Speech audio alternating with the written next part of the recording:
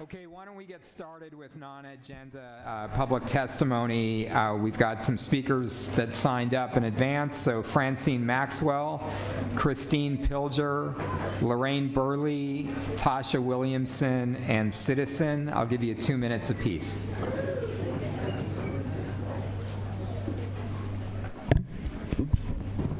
Francine Maxwell. Louis Farrakhan said, "I think that ego-driven leaders will be a thing of the past because the masses are tired." I'm looking at this board information, and it shows me that you're having closed session at 8 a.m. in the morning, 9 a.m. in the morning, when people are at work. So I'm trying to understand why you wouldn't have a closed session when you're dealing with the superintendent's evaluation, when people could come and make comments to you in closed session. It's just a little bit disingenuous that all the departments get to do their presentations before you go into giving her an evaluation.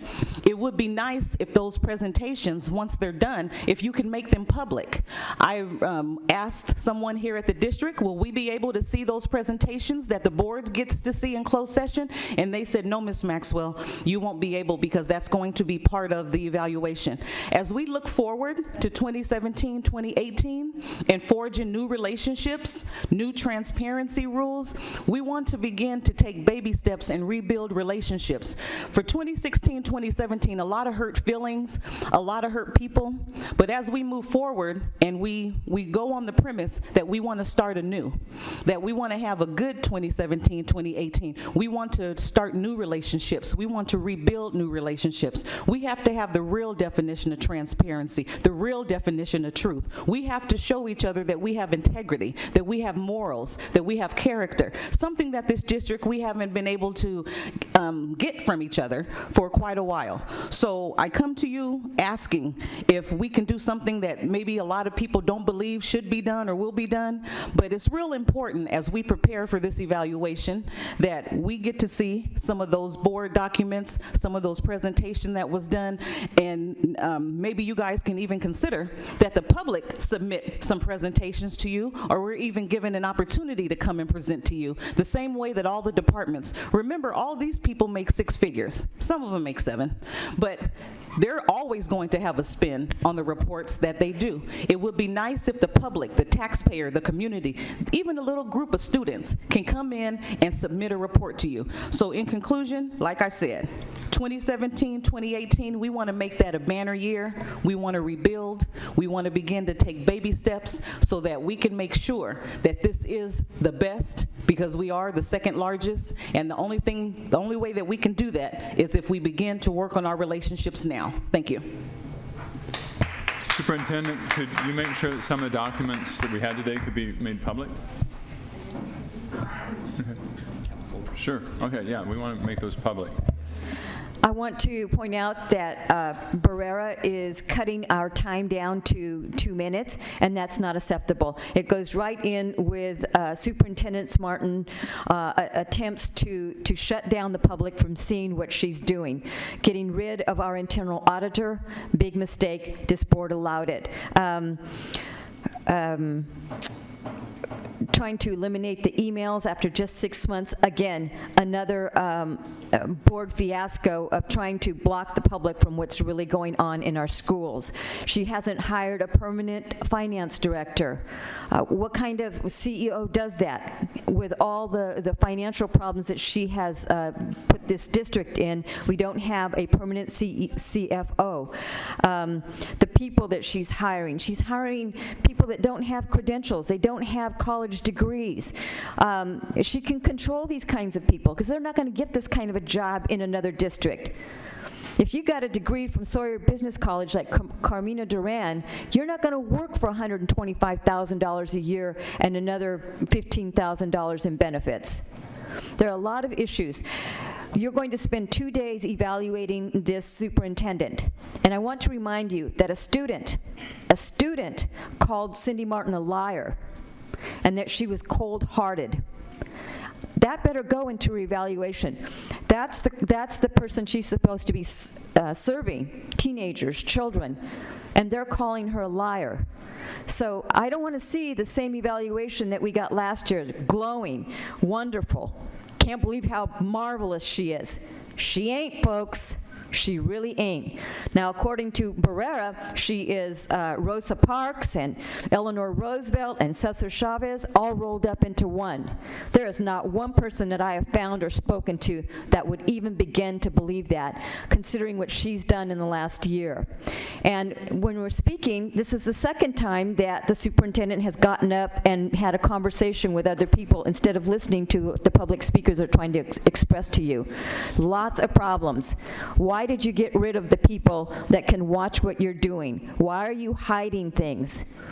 This is a very serious issue, and to have 2 days of evaluating the superintendent, I hope it's because these board members see that the public gets it. When you're on the front page of a local newspaper stating all the problems with the superintendent, this better be reflected in what you guys are telling the public about her performance, because right now, it's really bad.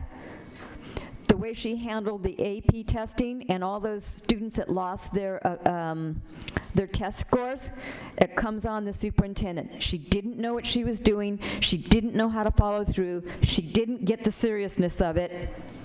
And so here we are with all these students losing their summertime. It's time to fire Cindy Martin.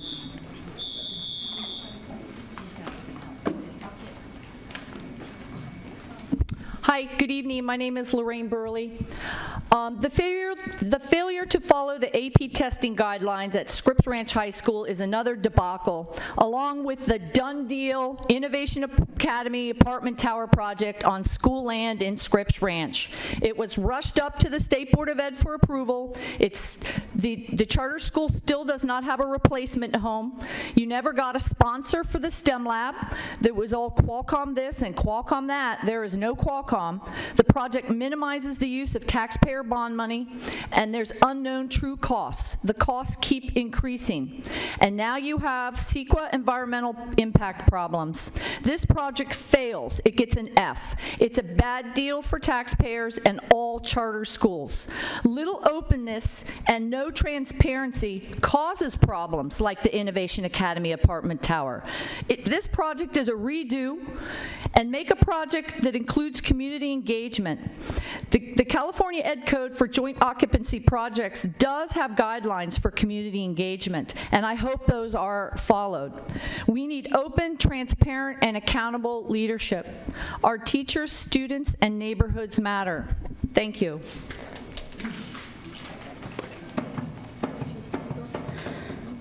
Oh, are you citizen? Okay. Did you want to go first? You good? Okay, thank you. It's Tasha Williamson. I wanted to again talk about suspension and expulsions, transparency, but I also want to talk about restorative. When we talk about being restorative, it means that we're accountable. We're accountable for the wrongs that happen, and we're ready to apologize. I haven't yet seen anyone, except for Beiser, apologize for something that he's done wrong. This board has to be held accountable. Accountability doesn't mean I dislike you, I hate you, or whatever. It means accountability. It's the same things that you guys talk about in transparency, Mr. Evans. It's the same thing that you guys talk about in trust, Barrera. All those things. What I said the other day, the other board meeting, you look like our federal government, Trump and Pence, and the Gang of Eight. And you need to change that. This school district is leading kids to the prison pipeline. Inequitable access, services, and education equals poor. Poor education leads into the prison pipeline. We all know that, you know that. Schools, not prisons. I applaud Mid-City Can. I support them. I do not support this board because you guys have yet to be accountable for the actions that you vote for and the things that you do. So it still stands. I will be asking for massive walkouts in 2017, 2018 if you do not get it right. I will be coming to your homes to protest as I did with Cindy Martin, not because I dislike you, because you need to be accountable. As uncomfortable as people are, children, staff members, you need to be uncomfortable in your environment, in your homes, like they're uncomfortable in their environments and their homes. Thank you.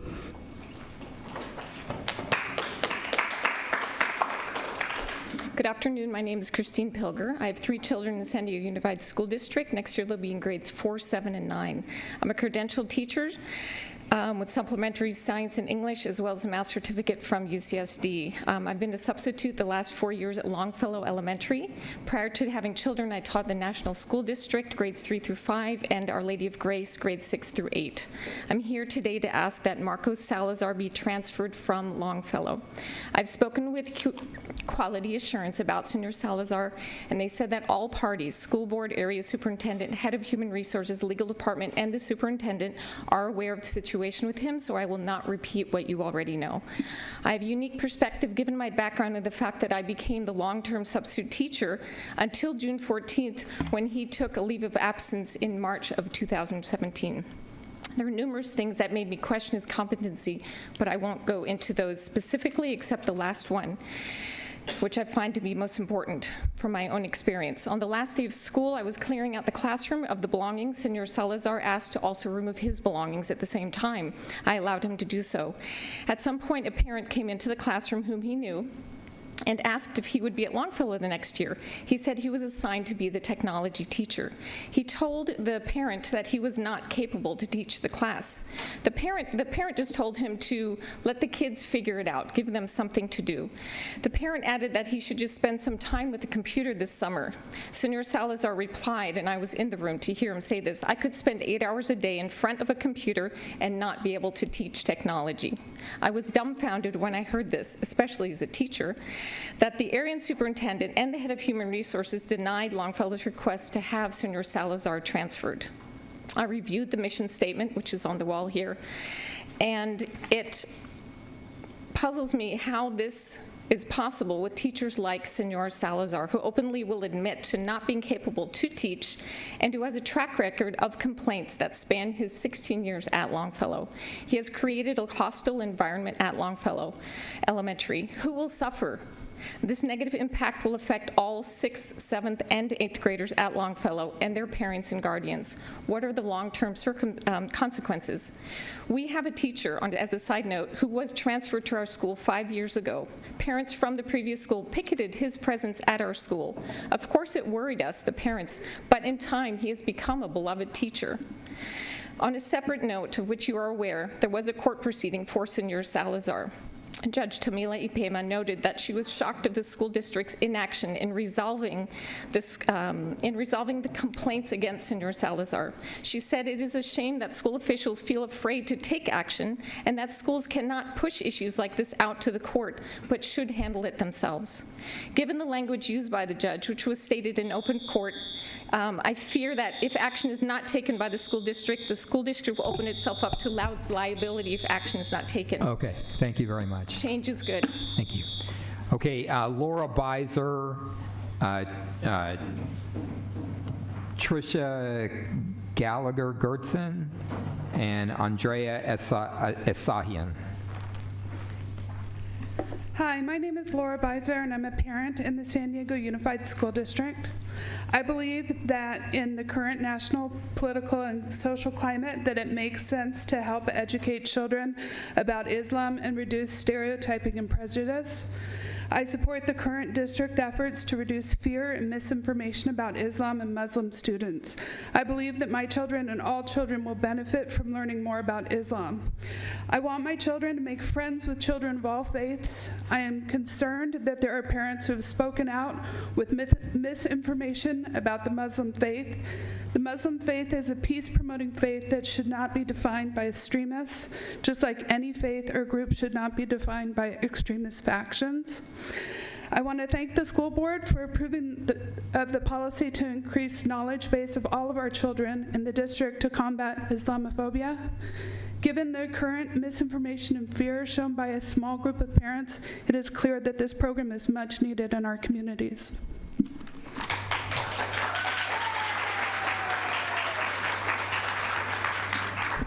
Good afternoon. My name is Tricia Gallagher-Gertzen, and likewise, I have a similar statement. On behalf of Women Will, a political action group based in La Jolla and Pacific Beach, I would like to thank you for your foresight in addressing the lower status of Muslim students in our schools. Post 9/11, before and following Donald Trump's election, the national societal and political tone and actions towards our Muslim American sisters and brothers has been increasingly hateful and violent. Having lived in Manhattan, New York during the September 11, 2011 attacks on the World Trade Centers, and as a lifelong teacher and multicultural education teacher-educator, I know that there is a heavy need for all of our youth to be educated about the peaceful nature of Islam. No group or religion should be characterized by extremists that distort and misrepresent a faith, and no student in the district should be placed at risk because we wait for a case of hate to take place. As the world becomes interconnected at a faster and faster pace, and as a parent of 3 children in San Diego Unified School District, I want the district to lead the way in creating cross-cultural understanding and relationships that increase our understanding and mutual respect. Again, thank you for your leadership in educating our children to embrace difference. I would like to respectfully ask that the board also consider creating a parent education program to limit the misinformed responses from some in our community about the Muslim faith. Thank you.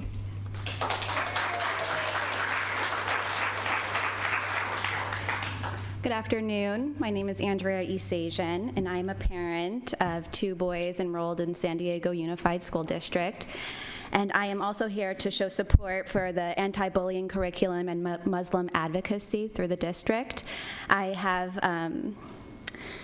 reached out to our school principal as well as Stan at the Family and Community Engagement Department to show my interest in bridging the themes in this curriculum into our community through our community centers and recreation centers. And I'd just like to thank you all in the district who are introducing this curriculum, and I'm here to support that today. Thank you.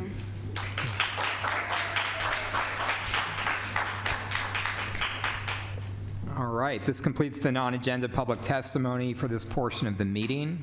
If we did not get to you in the first 30 minutes, we will also hear non-agenda public testimony at the end of the meeting. Thank you all for your comments and for taking time to address the board and the superintendent today. We appreciate your input, and please know that your perspectives help us to better serve our students, parents, and the community. I'd like to welcome everyone present today and those watching the broadcast, and call the July 11th, 2017 regular meeting to order with all board members present. And at this time, please stand for the Pledge of Allegiance.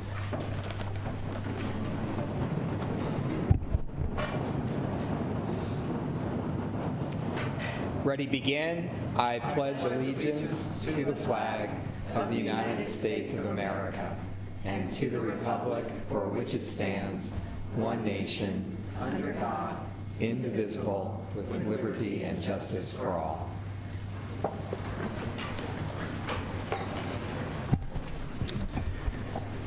Okay, if you wish to address the board on any of the agenda items before the board today, and your name is not on the speaker list printed on blue paper located at both entrances to the auditorium, and if you've not already submitted a request for public testimony form, please complete the form and submit it to Ms. Ward, our board action officer. Speakers on agenda items will be called on to speak during the discussion of the agenda item. Once discussion begins on an item, no additional public speaker requests will be accepted by the board. Our bylaws provide that public testimony on agenda items is limited to a maximum of 20 minutes per consent and/or action item, allowing for a maximum of 10 minutes per opposing viewpoint. Public testimony speakers are limited to a maximum of 3 minutes per speaker, and depending upon the total number of speaker requests received by the board on an item, the time may be reduced to 2 or 1 minute each. The time limit for speakers on today's agenda items will be announced at each item. Okay, if we could get a motion to adopt today's agenda with Section I, the superintendent's consent agenda, to be considered following So the adoption moved. of the agenda. Second. Okay, we've got a motion and a second. Please vote. Okay, does any board member wish to remove any items from the consent agenda?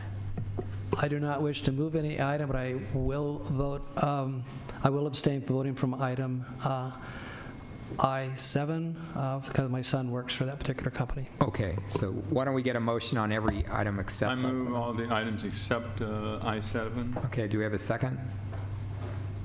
Second. Okay, please I'm vote. wondering, can we vote on all of them and just yeah. Let's note vote. it? Let's just do two votes. Okay. Okay. I suggest. I think 2 votes, yeah, is the suggestion, yeah. Okay, so this is a vote on all agenda items on the superintendent's consent agenda except for item I-7. Please vote. Okay, can we get a motion for I-7? I'll move I-7. So seconded. Okay, please vote. Okay.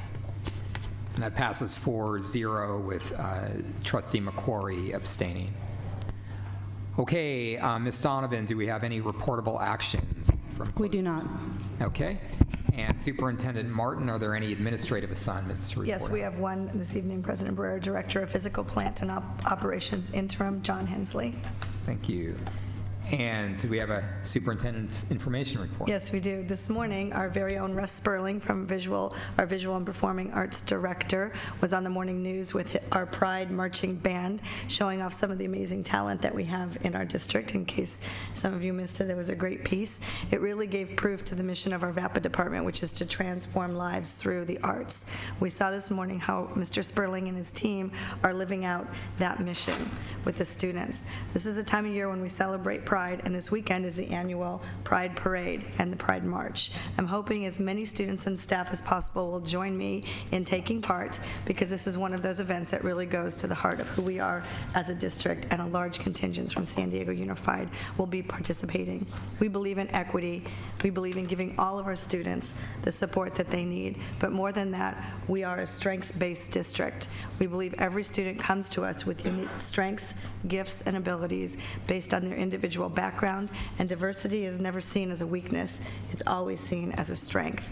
So I'm really hoping as many of you can join us this weekend. We are contingent number 83B. We'll be lining up at 11 a.m. in front of Normal Street DMV. Although students should come 30 minutes ahead of time to get your capes and make banners to represent your schools. And if you want to RSVP, you can RSVP to our resource teacher, Mick Rabin, at mrabin@sandy.net, or you can stay updated. He's got this great app that he'll update you via text, and you just text at bus ensemble to 81010, and that's ATBUSSEMBLE to the number 81010, and I hope to see everybody there on Saturday. All right. Thank you. Thank you, Superintendent. Board information reports, Dr. Whitehurst-Payne. Thank you for the opportunity to share. I just wanted to note a couple of things. The Lincoln Cluster the chairs have been having several meetings.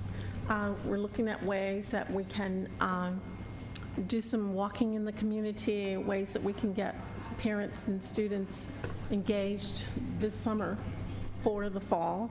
So we're in the planning process for that.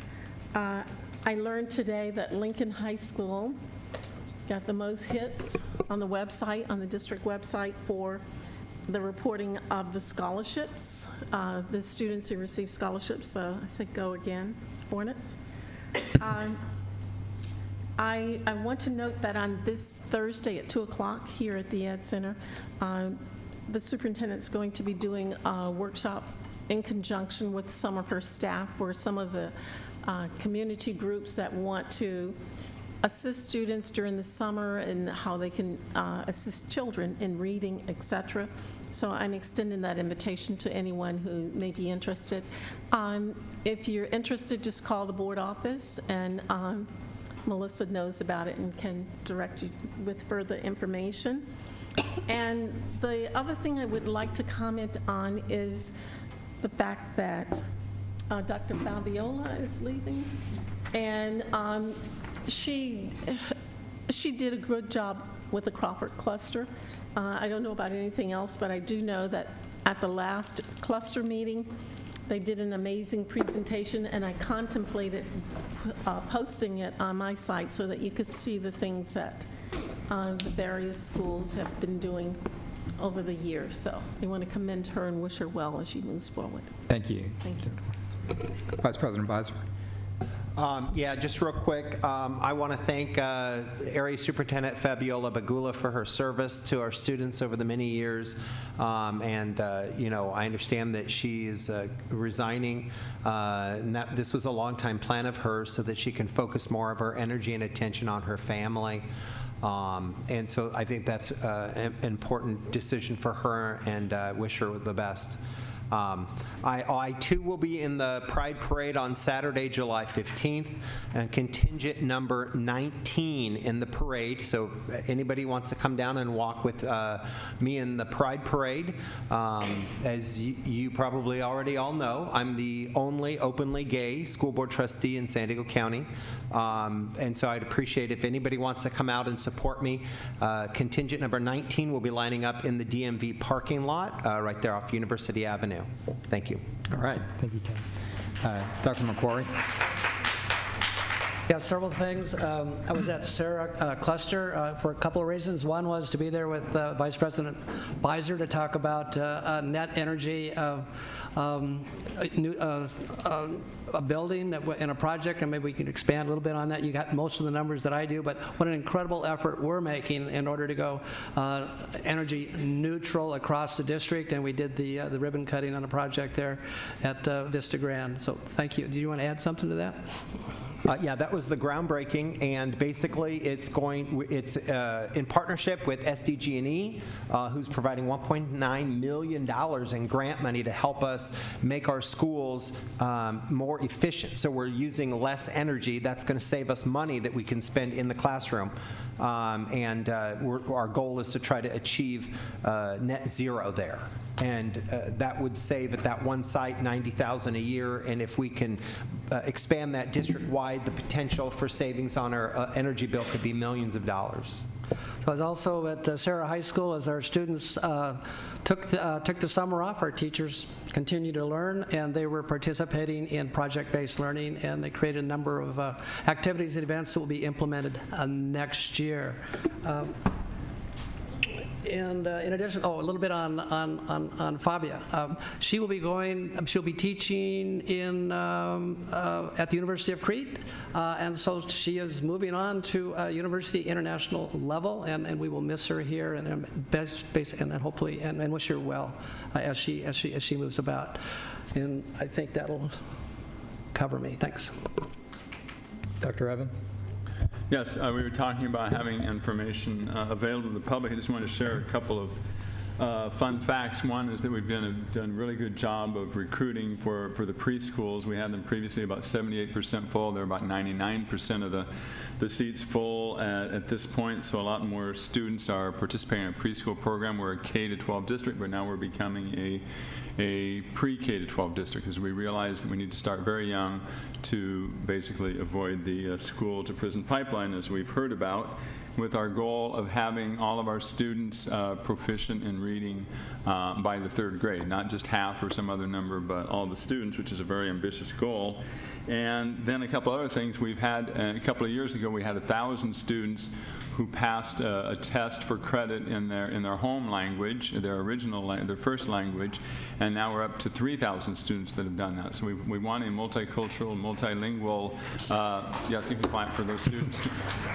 That's just what we want for our students. We want our students who only speak one language to learn another language, and many of the students who come here speaking a language other than English are learning English, and in some cases even, I talked to a young student the other day from Barnard Mandarin Chinese School who is learning Chinese, and he's already bilingual, and so he's becoming trilingual, Spanish, English, and Mandarin.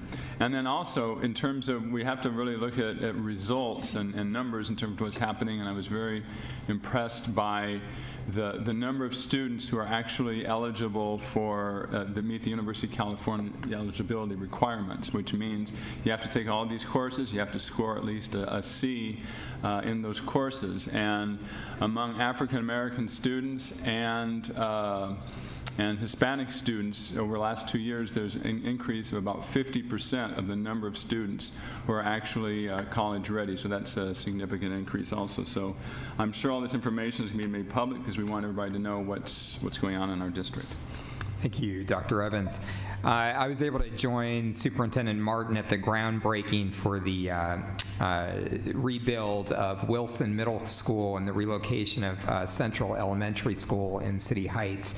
An incredibly exciting project. It's one of the biggest projects in our bond measure that was made possible when we passed Prop S in 2012 and then Prop Z in 2000. I'm sorry, Prop S in 2008 and Prop Z in 2012. So the citizens, the taxpayers in San Diego are willing to reach into their pockets and help rebuild our schools because they believe in public education, and we thank them for that. And this project, it's not only going to be incredible new school facilities for both Central and Wilson students, but there will be a major visual and performing arts center that's going to be built on the campus, which I think is going to be an important new facility in City Heights. We'll have a joint use park. We'll have community space for partners like Reality Changers. It's just a terrific partnership between the district and the community. And the people who are getting the jobs to rebuild Wilson Central are coming from our highest poverty communities, including City Heights.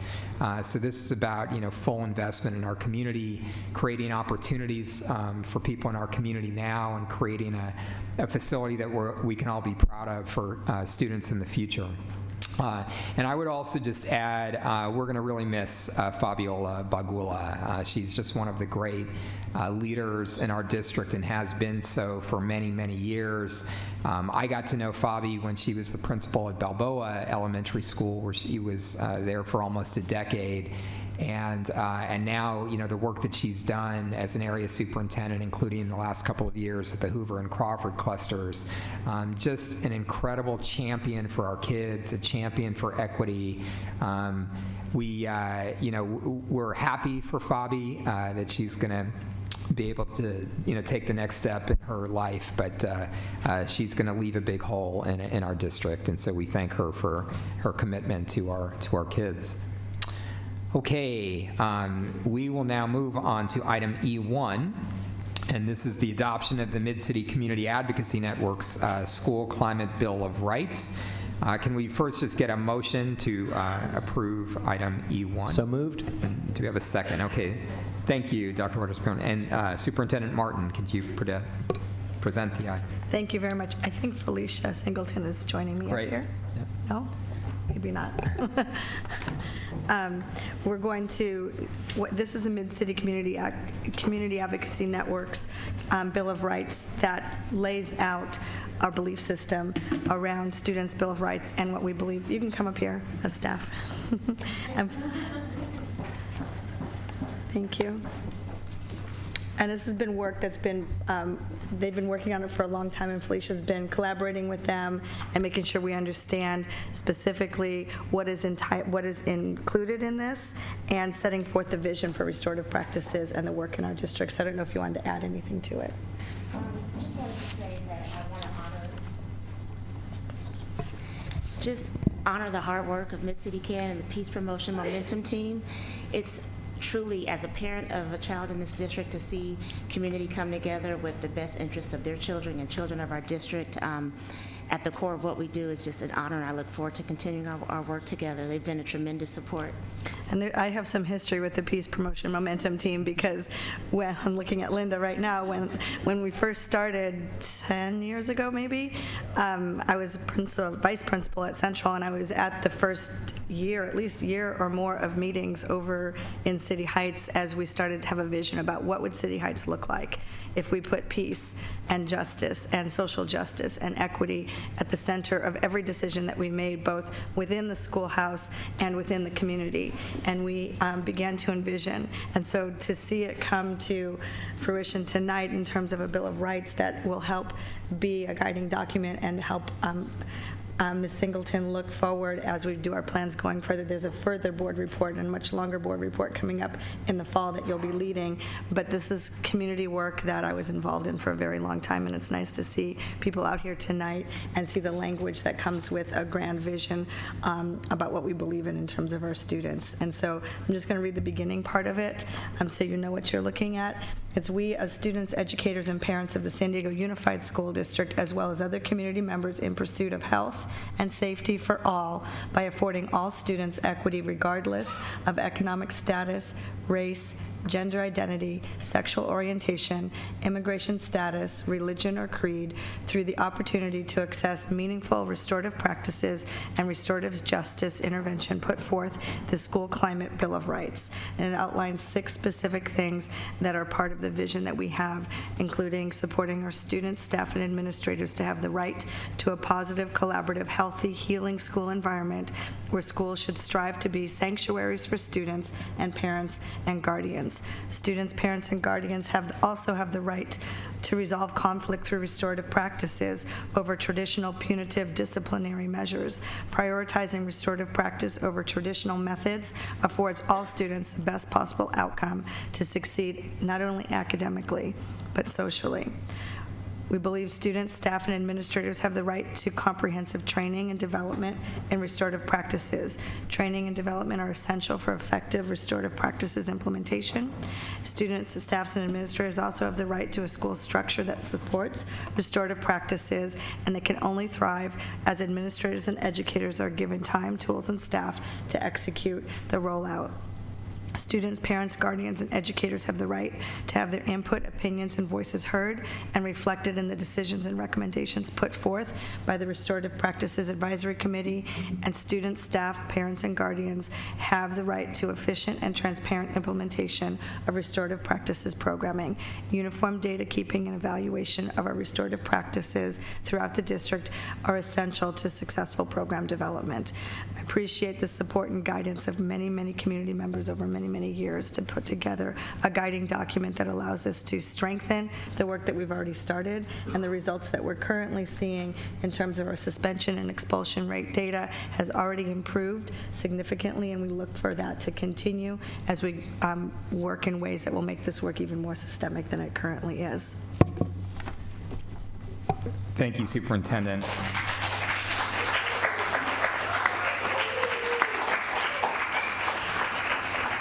All right, well, we have a large number of speakers to support this item, so we'll stretch our 20-minute rule a little bit, but we will limit you to 1 minute apiece. So Linda Williams, Francine Maxwell, Mario Valladolid, Ryle Grant, and Ramon Montano, please come forward. And as they're coming forward, Abdiel De La O, Tasha Williamson, Jose Hernandez, Estefania Hernandez, and Jasmine Bravo. Also come forward, please. Francine Maxwell, we say time and tools. One of the tools that was taken away from us was CROs.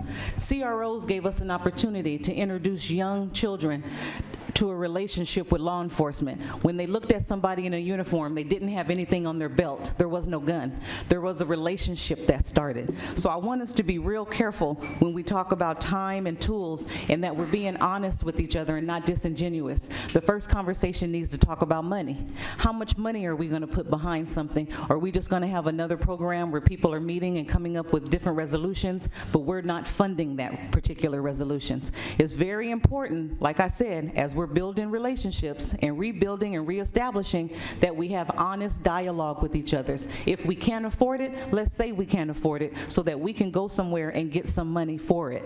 Like I said, it's going to be a challenging year for us all because we missed the mark. We had a wonderful opportunity to turn this district to a restorative justice, but without the CROs, we're going to be short.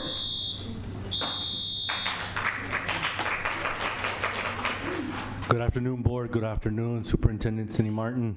My name is Mario Valladolid, and I'm a school counselor with the Unified School District. I support the School Climate Bill of Rights because I've personally seen the impact of the trainings that have been on the school staff. We are teaching people how to connect emotionally with their students and colleagues. We are teaching people how to create dialogue that is more conducive and less defensive or judgmental.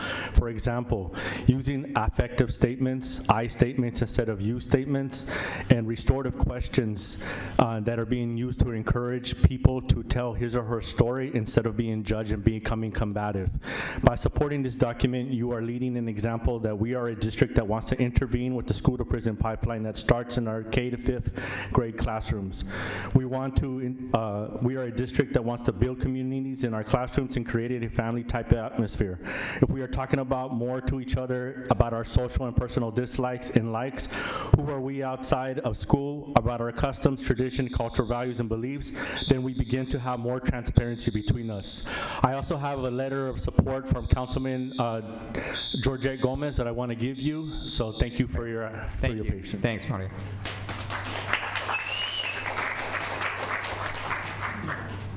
Hello, Superintendent Cindy Martin and board members, and my name's Linda Williams, and I'm delighted to speak to you about something that I'm so excited about. I really just jubilant and celebrating the fact that we have Felicia in the position of the director of the restorative department, and I hope that she gets a robust team soon. And so I'm basically speaking on the number 4, that in order to be a restorative district, we need to have the staff that is going to be able to move us forward. Restorative practices, we need training for all the teachers and administrators so that there will be a school climate improvement, so that instead of punitive measures, when there's any kind of anything that happens, it is restorative. It is connecting people. It is having relationships being built and promoted. We also need people there for when the offenses happen that could otherwise result in a suspension or expulsion, that we have staff that can take that on. Thank you. Thank you, Linda.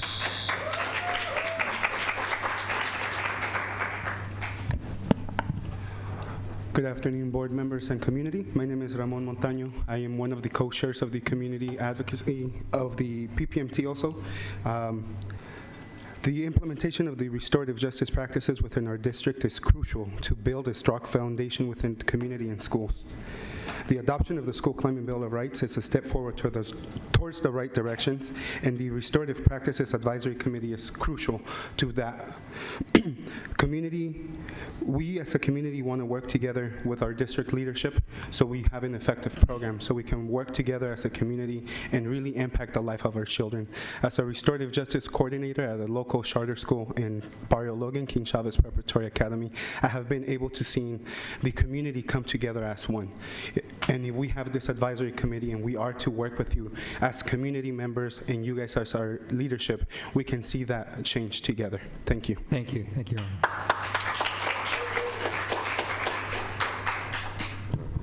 Ron. Good evening. My name is Robert Grant. I'm a member of PPMT. I'm 100% behind the School Climate Bill of Rights. This Bill of Rights will incorporate restorative practices into our San Diego Unified Schools, giving youth the opportunity to make amends and truly learn from their mistakes, instead of being labeled bad kids who don't deserve second chances. It also provides students and parents not just the right, but the opportunity to resolve conflicts through restorative practices instead of falling back on the traditional punitive disciplinary measures, which seldom have the desired results of turning them around. The current punitive model we have is just not working. In fact, students of color are disproportionately caught in the school-to-prison pipeline, forever stuck in the criminal system instead of being in school to learn. They lose the chance to be kids and they grow up to make something of themselves just because they made a bad decision. Implementing restorative practices interrupts the school-to-prison pipeline and keeps all options open necessary to student success. San Diego should not be incarcerating its future, they should be nurturing it. Youth don't belong in jail, and that's why I support the School Climate Bill of Rights. Thank you for your time. Thank you.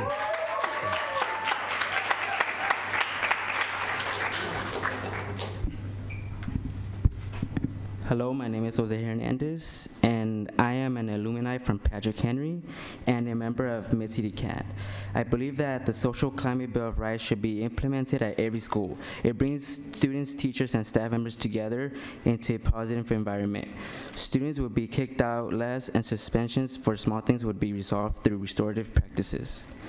I see this bill as a strength to improve the well-being of everyone, students, teachers, and staff. Students are especially going to benefit from this bill by giving them a second chance from punitive punishments such as kicking them out, suspending them, or sending them home, and instead get to know them personally and come up with a solution that isn't damaging to the students. Thank you. Thank you.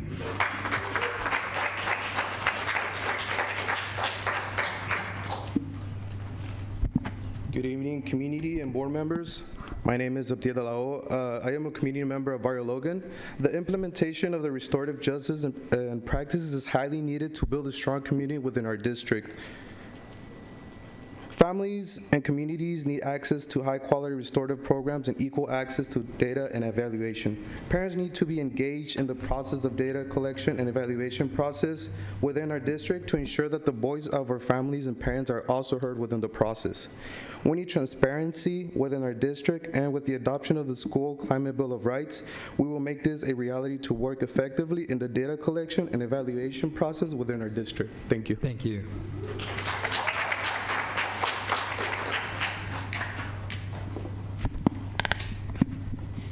Hi, my name is Estefania Hernandez, and I believe that the School Climate Bill of Rights should be passed because I was once in a class where a teacher would hold circles to keep a good environment in our class, and I know personally that that class was a really bad class because the teacher was new and nobody liked her.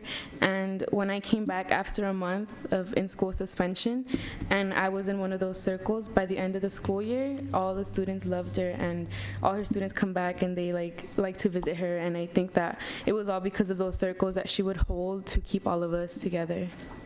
Great job. Thank you.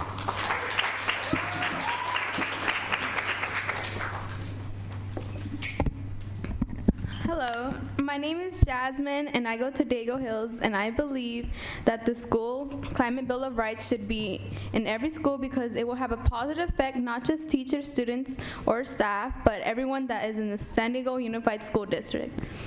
Teachers and most importantly, students will have a healthy, productive school environment. From personal experience, the environment we are in campus needs working and help on.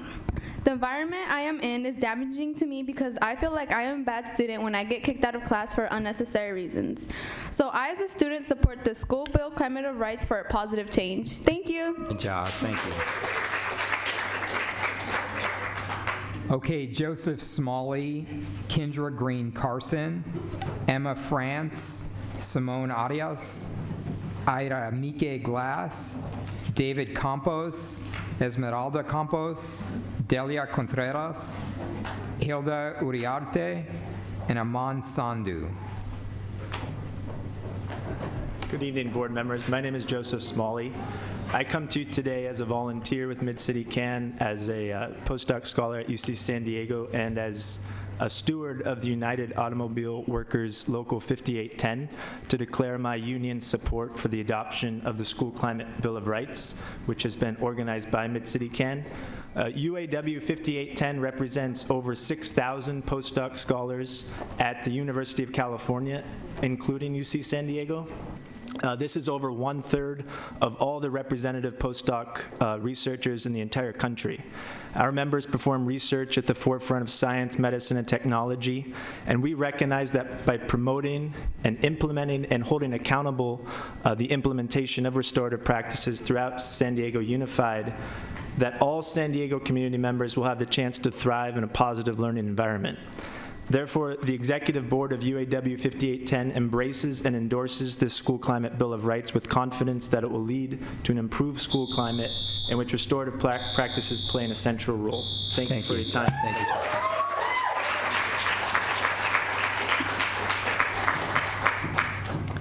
Come forward if I called your name.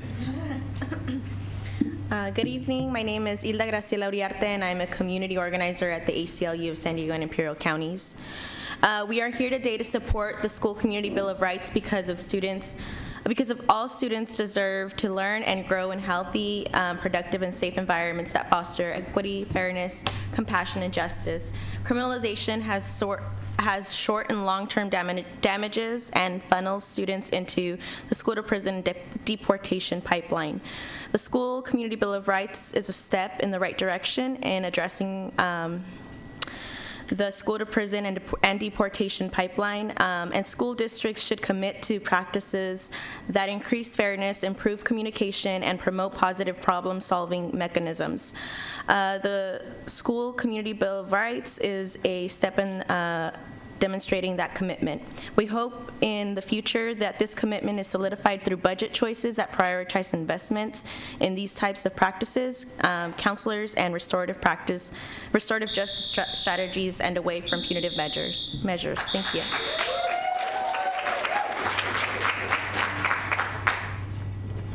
Hi, good evening. My name is Emma France. I'm a teacher and have training and experience in using restorative practices in the classroom. Where punitive measures are quick to foster blame and anger with our students, restorative practices teach accountability and empathy, and these are what we want our students to come away with when they finish school with us. All students deserve the right to restorative practices. I commend STUSD for announcing your intention to become a restorative district. I urge you to pass this School Community Bill of Rights and invest in training for teachers and staff to fully be a restorative district. Thank you. Thank you. Good evening. My name is Dr. Kendra Green Carson. I'm a resident of City Heights and a pastor, and I'm encouraging you to pass this climate.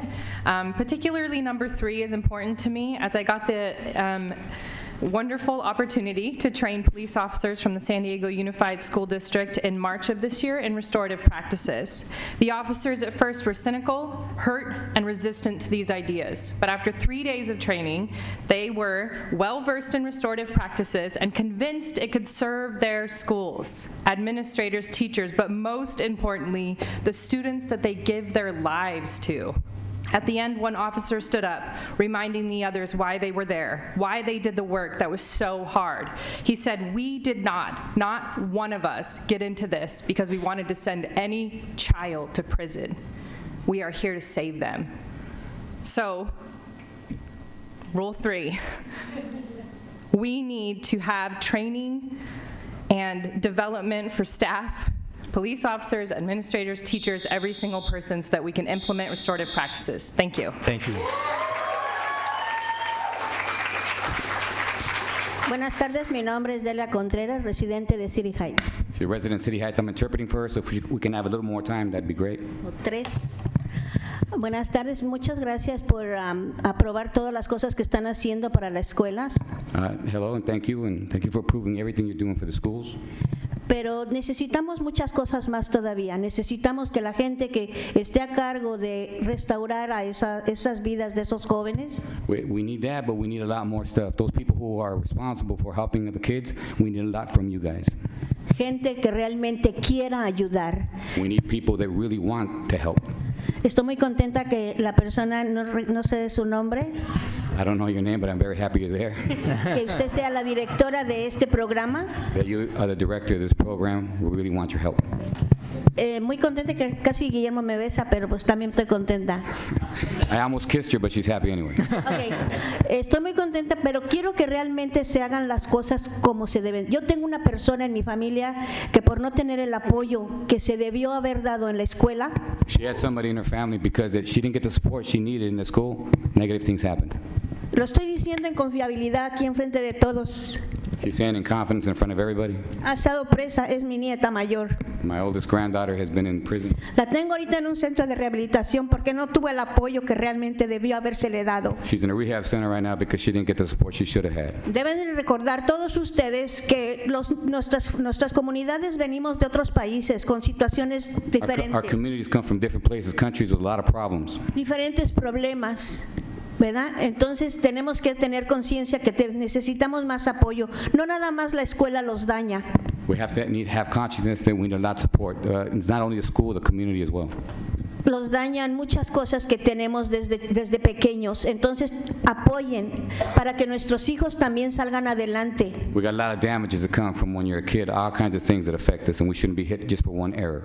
Que realmente las personas que usted elija para ayudar a estos jóvenes en las escuelas tengan realmente ese compromiso, ese corazón para salir adelante. Esos jóvenes se caen, pero tienen que salir adelante. Those kids need support, so if they fall down, you need to be there to help them back up. Nosotros nos ponemos pedas y salimos adelante, nos avergonzamos y nos levantamos y seguimos adelante. Los jóvenes se equivocan y mucho porque no tienen experiencia. Everybody here has been drunk at least one time and messed up, but we got another day for another opportunity. All right, Delia, thank you. Pero por favor pongan atención. Yo sé que ya me pasé, pero los jóvenes se dieron mucho de su tiempo. Gracias. Thank you, Delia.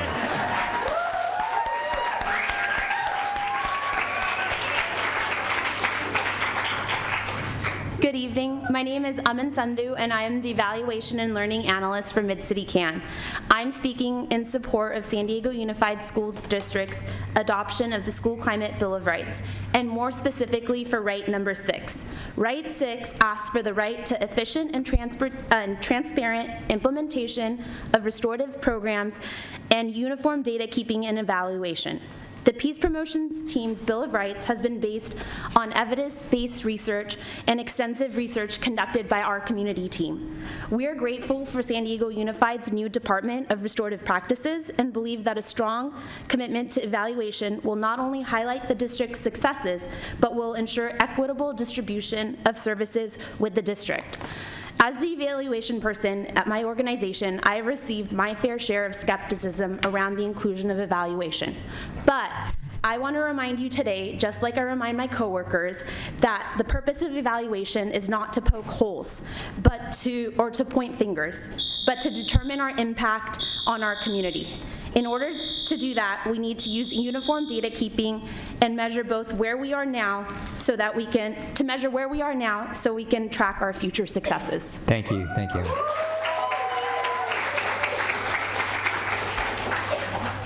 Okay, Larissa Galliana, John Michno, Ann Barron, and Mark Leo.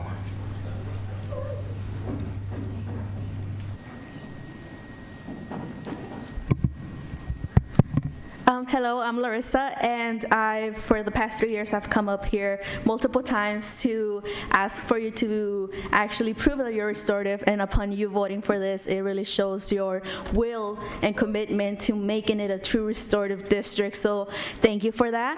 And with restorative practices, you're giving the youth a lot of skills. You're giving them communication skills, how to build and repair healthy relationships with each other. You're preparing them to lead and participate in the society of tomorrow, which is part of your statement, and you're just preparing them to be successful, to deal with the things that damaged them when they were young. That's how I was able to overcome many other things, was through the restorative practices, through the trainings, and through participating in the circles, and I know it would benefit so many others, especially in the communities that we come from, especially from like City Heights. Parents are not involved in their child's lives most of the time because they have 2 or 3 jobs. Most of the parents are not there. They have 1 or 2, even that, so it's just like it would benefit the students. Thank you. Thank you.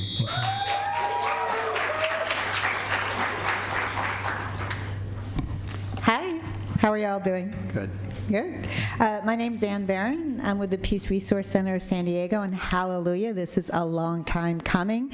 Moving the school system away from a punitive, militaristic, everyone gets an A or fails kind of approach, and replacing it with a school climate bill of rights. Yes, thank you.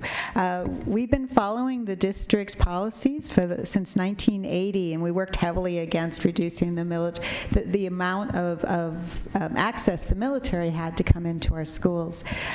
We also really like number 5, where students, parents, guardians, and educators have the right to have their input, opinions, and voices heard. So important for restorative practices that everybody's voice is heard and understood. So the Peace Resource Center, we're here to offer our resources, our support for this. The concern we continue to have is lack of funding for the Department of restorative practices. Now, I just want to remind you that you got an MRAP from the military. You know how much money was in that MRAP? So the political will, there is money if there is the political will. So let's get that political will, and let's ask the damn Army to give us the money instead of the MRAP.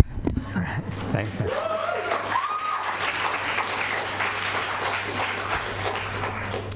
Did Mark, Leo, did I see?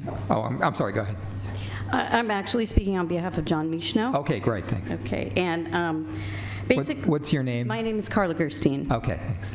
And I'm with Education Transformations, and we support this Climate Bill of Rights 100%. Research shows that students don't learn unless they're in a safe environment. And they're not going to be in a safe environment if they're constantly judged and punished. This is the opportunity to shift everything. This is crucial to the success of our children. And our job as the adults in this community is to lift these people up. It is not to push them down. So let's lift them up. Let's pass this Bill of Rights. Let's be San Diego #1 in the nation and show the world how to do it.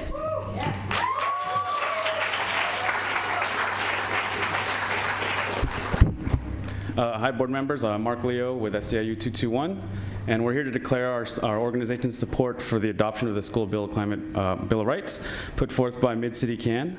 Our local represents approximately 14,000 public employees and their families throughout San Diego County. SEIU believes in fighting for a society where we value equality for all. So with that said, our local wholeheartedly endorses the School Climate Bill of Rights as expressed by its language, which support the improving the learning environment for all San Diego community members. We embrace these Bill of Rights with confidence that it will lead to an improved school climate in which restorative practices play an essential role. So we encourage you to move this forward. Thank you for your consideration and your service as board members. Thank you. Thank you. Okay, thank you for all the speakers who came out. Board members, questions or comments? Dr. Evans. Well, I know as some of the speakers mentioned before, we don't want this to be just a feel-good resolution that doesn't have any teeth behind it. And especially when I look at the 6 items, numbers 4, 3, 4, 5, 6, all potentially have costs associated with them. So what I know so far with the restorative practices is that the superintendent, we started off with a pilot program, and I remember there was sometimes some criticism of why isn't it in the whole district. My understanding at the time was, well, we need to start with a pilot program and get it right, and then gradually expand across the district. So I know it's not across the whole district at this point. This particular group is representing Mid-City, is representing City Heights, and so I don't even know exactly which schools are already included in the program. And so basically what's going on now, what is the expansion plan and so forth for either you or Ms. Singleton, so that we can be very clear with everybody here about what we can do right now, what steps we will take to do it in the future, because we've already approved the budget for this year.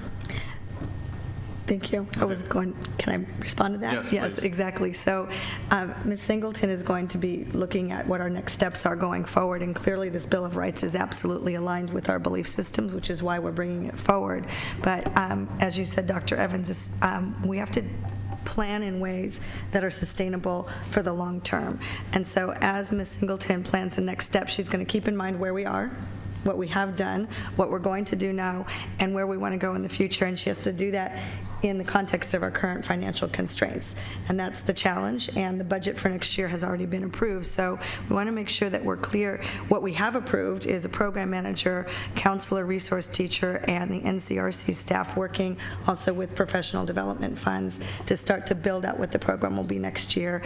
And like we've done with many other programs, like our VAPA program, a 5-year plan, some of that had to be adjusted as well, but we have a clear vision, and this Bill of Rights gives us the context within which we can make decisions as we work with Ms. Singleton. We've created this work where she is now a direct report to me. We work very closely with myself and our executive team to make sure that we're implementing in ways that are systemic across the whole district, working with our area superintendents and our principals so that we're doing implementation in a way that's, number one, aligned to the Bill of Rights and align to where we have been, where we are, and where we need to go. And next year's budget has already been approved, and it's going to allow us to set the foundation for next year's work, and then after that going forward.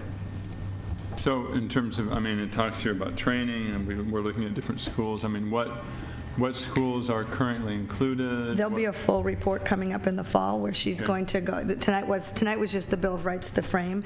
Ms. Singleton is going to be bringing forward a full report that will talk about where we have implemented and then what the training will look like going forward next year. I didn't want to put you on the spot tonight to lay out that whole plan right now.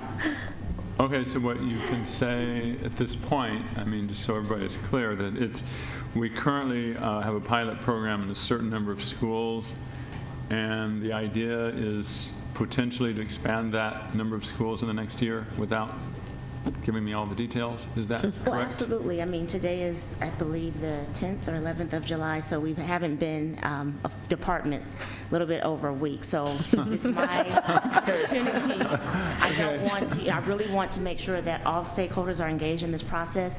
Those of us who are restorative practitioners know that this work is not something you mandate, but there are certain preconditions that have to exist for this work to thrive. And I'm a firm believer that, yes, we can mandate it and train everyone, but we really want to shift hearts, we want to shift cultures, and we want to create a positive school climate. So it is urgent, and we want to say by this time this will be done, but we know that this work is going to take time because we want anyone who walks on our campuses or comes to the district, we want this culture to resonate. No matter who is in charge, no matter who's in position, we want this to be the way we live and operate. So that's going to take input from teachers and from the community and from students and from staff and administrators. So we are fleshing out those details now with our community partners, and we are fully hopeful and confident that we'll have a plan within 90 days of the school year starting. Okay, and without putting you on the spot, but I'll put you on the spot. But I'm going to do it anyway. Can you sort of give an example of a school that has already started to work on restorative practices and what's been happening there? Let me give you an example of what we have done, because it's important to get the message of restorative practices right. So this school year, in addition to running Place Rand Appeal and SARB, we offered 27 opportunities for the adults in our district to be trained, because we know that sometimes there are interpretations of what restorative practices is, and it's our responsibility to train what restorative practice is not, because we don't want to miss message. And we want to support teachers who are on the front lines every day, showing up and meeting our kids. We don't want them to feel excluded, or we don't want them to feel like something is being done to them. So one of the fundamental practices is that we do things we do things together. So this school year, we trained over 500 district staff members in this philosophy and these practices. And there are schools where leaders have stepped up and said, I want this. For instance, Knox Middle School, or Crawford, the Law Academy, or Rowan Elementary. But at this time, we don't have the research, and we don't have the data back to talk about one particular school being fully restorative. The schools that are doing this work are all on the path, and it's our hope to grow that with offering more opportunities of training as well as support and coaching. But you're saying that there were 500 teachers or staff that voluntarily participated in this training. Okay, that's great. And this is really, there's a momentum, and I'd like to give a shout out to our students, because our students have taken hold of this because they know what they want their schools to look like, and they're really pushing this work forward. Well, thank you very much for the information. This is very exciting for us to support this today. And I'm going to underscore the context that you said about mandating. We already know that you can't mandate what matters. If you could mandate it, we'd mandate it right here from the dais and check it off and say that it was done. That's not how this work happens. And so when you have a Bill of Rights and you have community members around a passion and a vision for something that puts a frame around it, we're not mandating something. What we're doing is setting the context of what we believe in, and it's our identity of who we are as a district and how we work with one another. And I appreciate that you underscored that fact that it's not about a mandate, but there is an expectation around a frame by which we will operate and the conditions in which students will learn and thrive in our district. Dr. Whitehurst-Payne. First of all, I would like to commend Linda Williams by name because I know she really met with you, me, I think several of us, as a part of a group, but she was very persistent, and we appreciate that because we are on board. We're on board with that. And I would like to thank the students for being here today. You came out even though it's summer. Thank you. And now you can put this on your resume that you came before the board and gave a speech. Very good for you. And lastly, I'd like to say I'm really excited about Felicia being here in this role because Knox is doing a phenomenal job there. I visited them a couple of Wednesdays when they were having their circles, and they presented at several at universities, both at San Diego State and at USD. And I heard males saying that they were shy in their circles. These are middle school kids, and they were so positive about the whole process. I was just tremendously excited to see what was going on at that school in relationship to the students and their beliefs in this system. Thank you, and thanks to them. Thank you. Dr. McCord? So what I hear is not only the goal of establishing restorative practices within a pilot one school, but also building it across the district, throughout the cluster, and it can't just be a restorative practice within a school and the school community alone. I really believe in order for us to be effective and successful, it needs to go to the larger community, and I heard that tonight as well, that we can establish this practice and be first in the nation in guiding the way to communicate clearly and work effectively with our schools and our communities to grow a better neighborhood. Last night I was with Juan Vargas and the group there at Sherman Heights. We had an opportunity to see how a restorative practice could work in terms of bringing the community together to talk about the tough issues of immigration, the issues that are facing our students and our families and our communities. And I think as we have a restorative community that expands beyond the school, it goes into the community and across this country, and we'll have a much better place as a result. So I'm talking about a restorative country, and a restorative world. Oh, let's start here. Yes. Yeah, as a teacher in a school that began the restorative practices school-wide training last year in partnership with the San Diego County Office of Education, I know firsthand what restorative circles can do in a classroom. And it's not just and this might be a misperception by parents and members of the community, restorative justice doesn't just mean when a student makes a mistake, then you begin that conversation. There's a lot of work that goes in before students start making mistakes. And the restorative justice process is about creating empathy within the students, helping students to build relationships and teams and understand one another so that you don't have to get to the point where students are harmed against one another or other people in the community.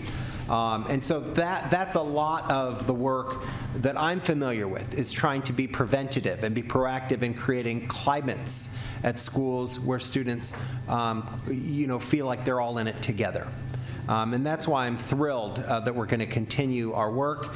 And then the financial commitment of the district and the superintendent to have a department, a director in charge of restorative justice and creating better climate and cultures in the schools around the district, I think is a good start. But I do recognize and want to thank Dr. Evans for his comments at the beginning, at the onset, recognizing that we do have to make sure that we're being realistic, but that at the same time we do have to understand that this is one very important commitment of this board moving forward as we look at financial commitments to making a difference and helping students improve their outcomes. Yes. So I vote yes. Well, I want to certainly thank the community and thank Superintendent Martin and my colleagues on the board. And I echo Dr. Whitehurst-Payne's comments about the students recognizing what you're doing here tonight. What you're doing here tonight is changing the future of schools in this community. And the term that you came to us with of a Bill of Rights That's an important term. It speaks to the traditions in this country of laying out what we believe in and what we aspire to.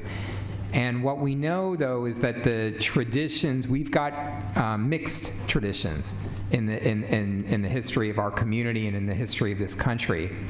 We've got oppressive traditions that are grounded in racism and grounded in protecting a status quo that keeps people down. And those traditions, there are institutions that have been created in our country that come from those traditions, including the incarceration system. But then we have a competing tradition in this country, which is about lifting people up and opening up opportunity and making us a more just community and a more just society. And the most important institution that moves that tradition forward is the public education system.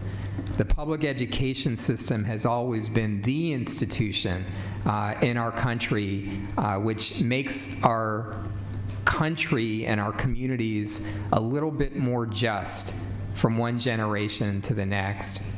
And so in our public education system, the Bill of Rights that you're bringing forward to us and the framework around restorative justice is exactly the right fit. The public education system should be about educating young people to be able to believe in each other, respect and appreciate each other, and move us forward in a way that makes us better.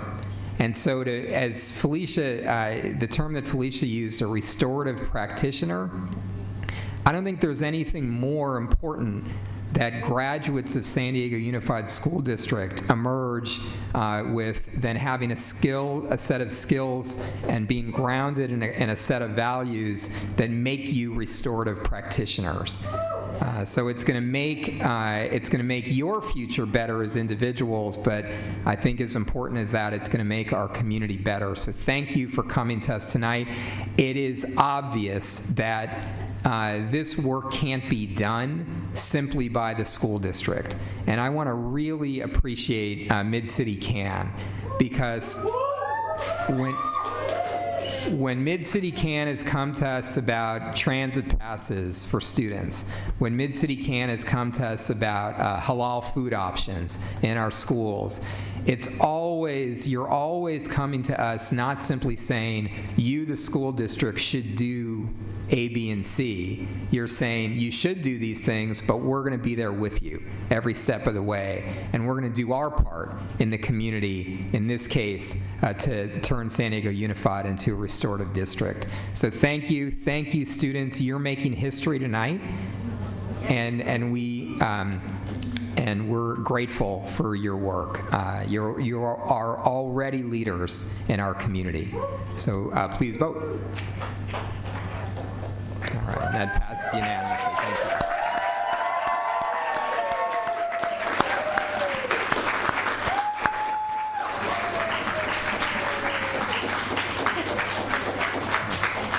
Thanks, Felicia. All right, we will move on with the agenda. Item E2, can we get a motion? I move to approve the expansion. Okay, do we have a second? I guess this is the opening of a public hearing. Second. Okay, and this is to expand our transitional kindergarten pilot program in the Henry Cluster. Any questions or comments from the board? If not, please vote. Okay, item E3, this is another public hearing that will open and a first reading of our 2017-18 College and Career Access Pathways Partnership Agreement with the San Diego Community College District. Do we have a motion? So move. Okay, and we have... This is an informational. I'm sorry, you're right. It's an information item, first reading, yeah. We do have Francine Maxwell who would like to speak to this item. You have 3 minutes, Francine.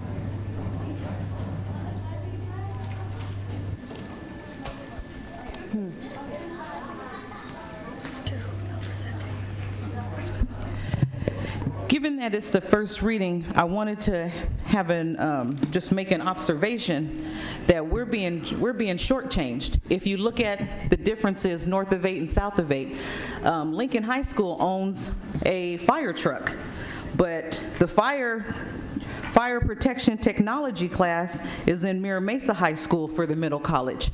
So I'm hoping that we can have a conversation, since we're just in the beginning stages of making some things a little bit more access and give different children an opportunity. I looked at Scripps Ranch, I looked at Sarah.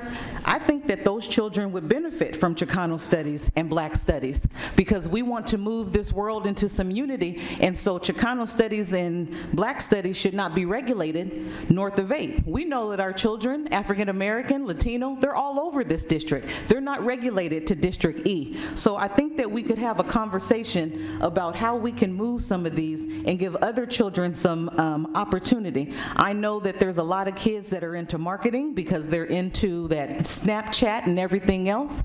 Banking, finance, I think that we could definitely capture some children that have a love of math if they could have banking, finance 101, just like Scripps Ranch does. So I'm looking for us to really go back over this and have some dialogue, and just like with other things, we don't have things because we don't ask for things. If somebody doesn't have something and they want something and they need something, we need to dialogue about that. Martin Luther King said the time is always right to do what's right, and we need to do right by all the students for middle college. Like I said, I'm looking at Morris High School. They have English and mathematics. San Diego High, English and math.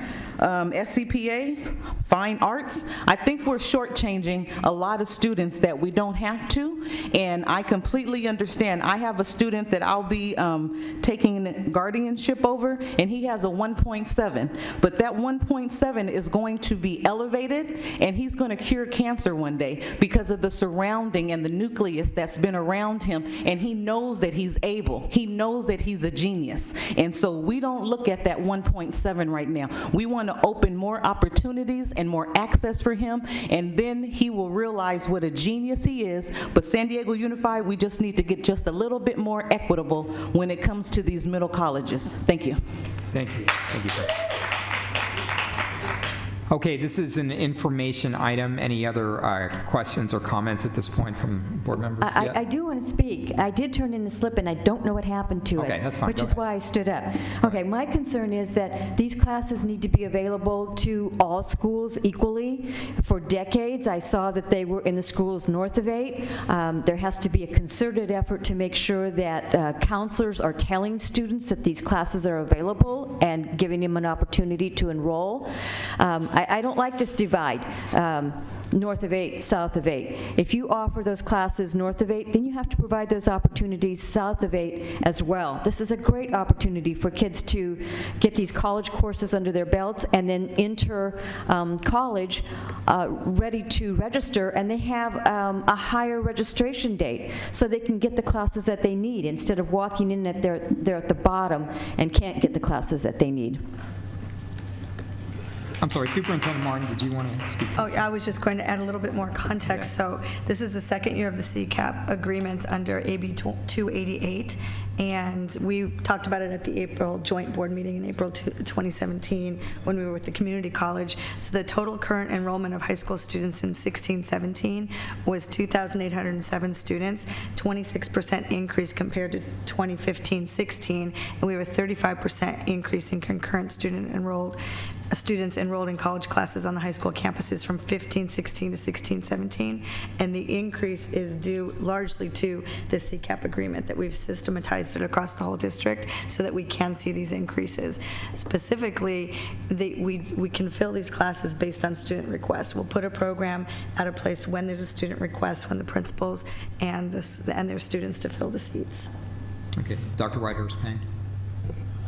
I noted also that most of the comprehensive high schools, I mean, even Garfield has math, and we don't have that at Lincoln, and SCPA only has the fine arts.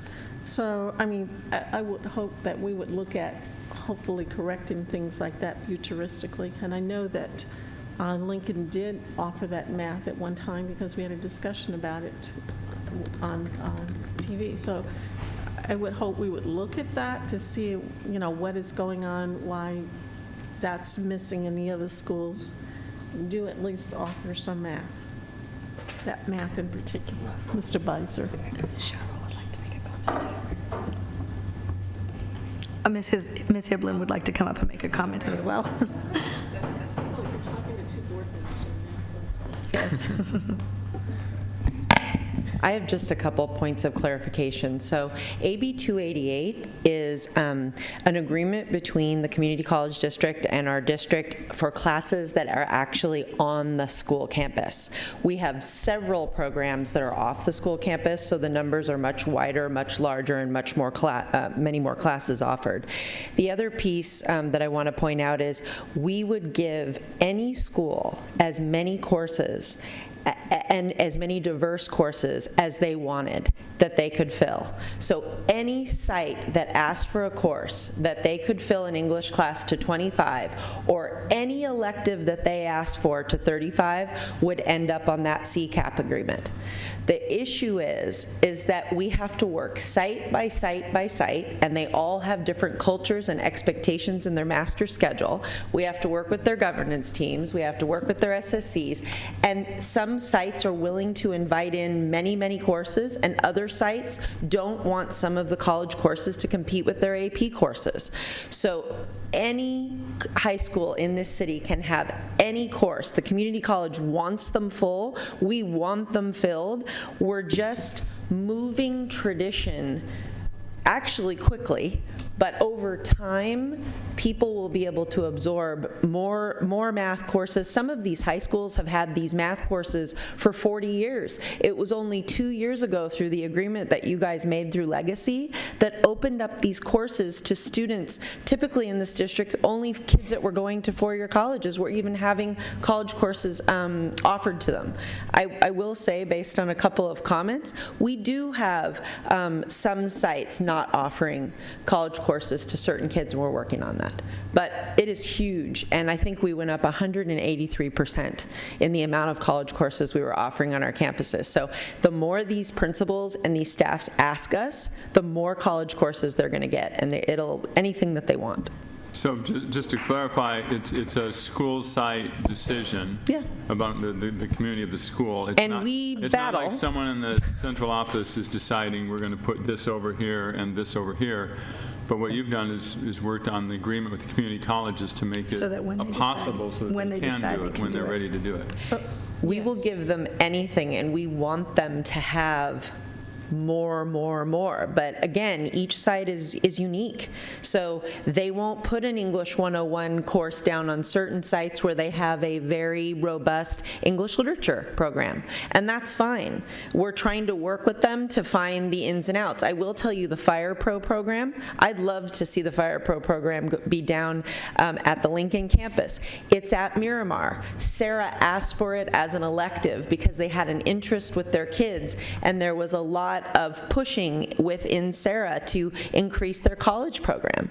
So we were invited out to talk about the college program. The parents started saying, we want more, and we can do that anywhere, but we can't force the sites to take on more than they can fill or more than they can support, because remember, a lot of these courses, especially the math and English, they have to have the support systems in place, and some of them are working towards that. It's just not there right now in certain cases. I'm glad you said that. I'm glad you said that point right there, because I'm quite familiar with the community colleges back in 1978 when Mission Bay High School had calculus on the campus. In fact, the Education Fund received more than $800,000 from a teacher who was a teacher in the community college at Claremont and Mission Bay High School. That's how we got the money to do the Ed Fund scholarships, initially, the investment. So I'm quite familiar with the students at the upper end of the spectrum. But as we move forward, I want us all to keep this in mind, and I'm not just saying that from the central perspective, I'm also talking about it from the site, from the community. As we move forward, working in the community to try to get more students attending Lincoln High School and engaged in classes, this is something we want to keep in mind, that we would like to not be the isolated school not offering a math class at Lincoln High School. Just where I'm coming from. I would love to offer a math class at Lincoln High School, but I have learned that we have to go slow to go fast. Well, I think there's some similarity with the offering of college prep programs, because we found out that certain courses weren't offered at certain schools, but the reason they weren't offered was because there weren't enough students that wanted to take it, and because there weren't enough students who wanted to take it, it was never offered, and it just kind of continued that way. So it's and we decided we were going to offer all those courses, the college prep courses, basically regardless of how many signed up at that point. But this is an agreement with the college. You can't see in this is that you have 1,500 kids earning college courses through AL CCTE. So they're taking CCTE courses and earning 3 classes at the community college. So this is one view into one college program. We have 4 others. We have UCSD, we have the college program where they actually go to the colleges, we have them earning college credits through the CCTE program. So this is one viewpoint, but a very important one. Mike, did you have? Okay. No. Could you comment on the partnership we have with our community college? In order for this to work, we really have to have a tight collaborative effort. And my sense is that we have a great cooperation, and I just wonder if you could expand on that a bit. We have incredible cooperation. Like I said before, if we can fill the course to the level with which they expect, which is 25 kids for English and 35 kids for any other subject, they will literally work with us to offer anything. So one of the things that we do have to be really careful of, though, is we want to make sure that we're successful, and we've been very successful. So today I shared some data with you about the pass rates overall of our coursework in the community colleges, and one of the really exciting things about the high school program is that there's some data that they'll be showing about the fact that our high school students in our pass rates with these college courses actually outperform first-year freshmen who are coming into the community college. So our kids are doing very well in these classes. They're scoring, I think in certain subject areas, you're seeing 90% of them passing, 87% of them passing, and then we're putting structures in to go back and do what we need to do when they're not. But this program is very successful. Dr. Carroll and the community college has been amazing. UCSD has done a tremendous job offering us courses, and they want to expand. So people are very happy about the progress that's going on, and we want more and more and more. But I'll be honest with you, if they can't provide the supports necessary, it's better that they say no and they do 1 or 2 classes first and build up some momentum, and then take on 10 or 11 courses, because a lot of the schools now have somewhere between 6 and 10 courses on their campus, and some of them have more than that, 17. So Scripps Ranch has 17. yes, they built a partnership with the business college at Miramar. So it's a wonderful partnership. Great. Okay, well, thank you, Ms. Hiblin. If there are no other questions or comments, that this is a first reading again. Okay, let's move on to, can we get a motion for our consent agenda items F1 through F4? So moved. Second. And we have one speaker on item F3, citizen. Do you wish to speak on this item? Okay. She said no. Okay. Okay. Okay, please vote. Okay, item G1. Can we get a motion on item G1? Well, let's go. I'm sorry. It's an info item. It's an info item. Okay, another info item. Okay, Superintendent Martin, could you please present this item? Our Career Technical Education Advisory Committee Annual Report to the Board. Oh, our CTEC report. Okay. And I think Terry's going to come up to do that. Okay, great.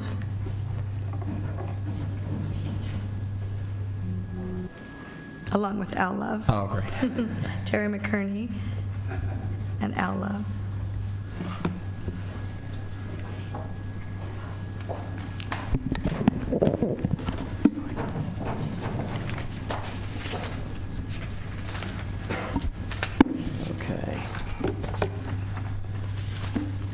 think I see one of those little spinners up there. I thought those were forbidden in schools. That's Adobe. Good evening, board members. I'm Terry McKerney. I'm chairman of the CTAC. Have been for several years. It's always good to come before you and be able to talk a little bit about our CTAC programs. So I'll see if the left and right button advances.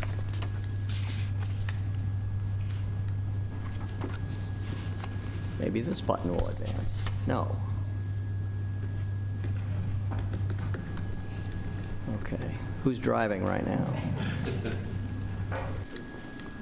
Okay, there we go. There we go. Okay. Well, again, just an overview of the CTAC and our function to develop recommendations on the district's career college technical education programs and services and to be a liaison between the district and the larger business community. I'd point out to you again that I stand here not as a parent or as an educator, but as a business person that is interested in the end product of where our students finish their education process, and we're very interested in that being able for our students to be immediately employed. So picture here, okay, cool picture, got the mayor up there, well that's okay. But a couple of other things about this picture that are exciting. First of all, the other gentleman standing next to the mayor is an executive with Raytheon Corporation. Raytheon, of course, a very large contractor in the aerospace world. The other thing that's cool about that picture is the students there are from Knox Elementary, and they're part of a feeder program at the middle school level to provide, in this case, into the Lincoln High's engineering program. So I'm very glad to see that we're talking about CCTE efforts down at the middle school level now, and that's important as we get, again, students ready to enter the workforce and be productive citizens. And maybe we'll talk along the way about some of the other good things that happen in CTAC courses besides just the education. Whoever's driving, could I go to the next slide? I'm probably not. This is the composition of our CTAC, Career Technical Education Advisory Committee. Again, largely community-based, and between our business partners and the district. I will voice a concern that I have. We need to round out our representation a little bit. We need to get a large industry in there. We've been trying to do that. Maybe that guy from Raytheon is a target for us now. We also need to get a financial member. We did have one, and that person left, and I've been trying to convince some of my banker friends that they need to participate. But our business programs are very solid, and we'd like to have large industry, and we'd like to have the financial industry represented on our committee as well. Next, please. These are some of the things we've done and do. Now, as we go, these slides hopefully will move around a little bit, and instead of just listening to me talk and read from the slide, there's some very interesting pictures that we've got embedded into these slides, and hopefully they'll show you some of the facilities and some of the things that we've been doing. One thing I point out as you look at this is that career technical education is very facility intensive, and maybe we'll have a couple of words about grants and sort of those things. But just looking at what the CTAC does, we take a look at grants and we approve expenditures.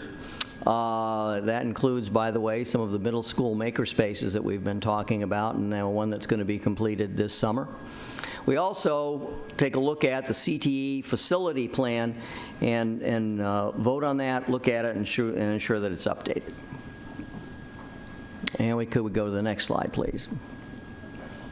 Some of the other things we do, we participate on various advisory councils. I've sat on Superintendent Martin's Parents Advisory Council. I've participated in the LCAP process that the district has put on.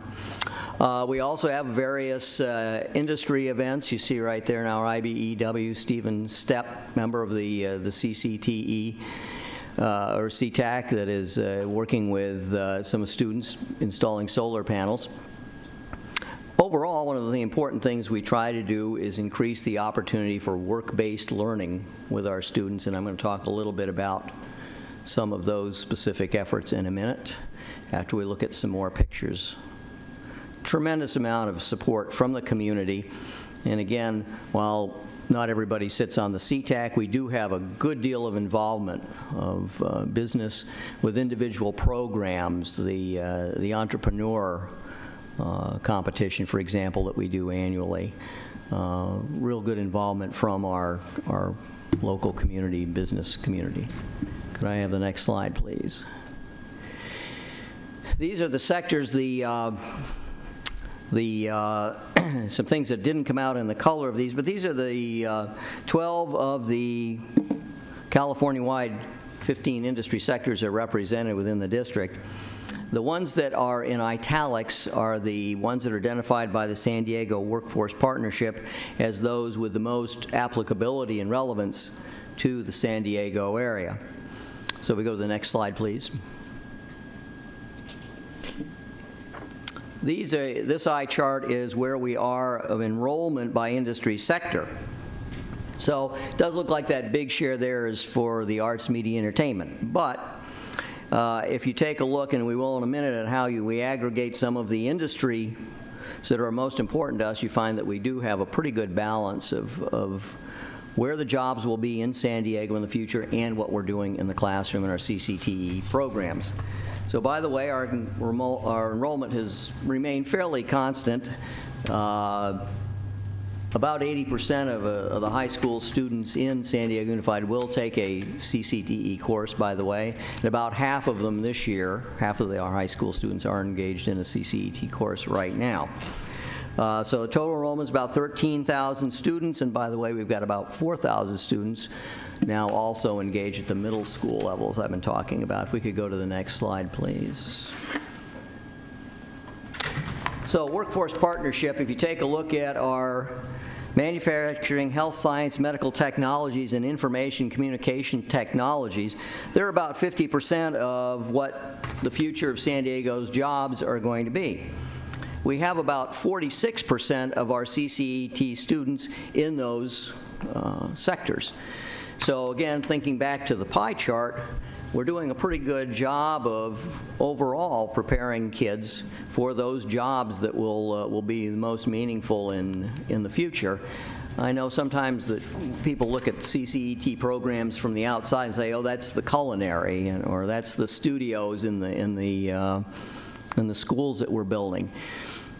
Those are the ones that seem to get the publicity and have the high visibility because they've got a lot of curb appeal, if you will. But if you take a look down at what's really going on in the classrooms, you'll see that we are focusing on engineering, we're focusing on health science, we're focusing on information technology, which, as we all know, are things that are very important here to the San Diego area. Next slide, please.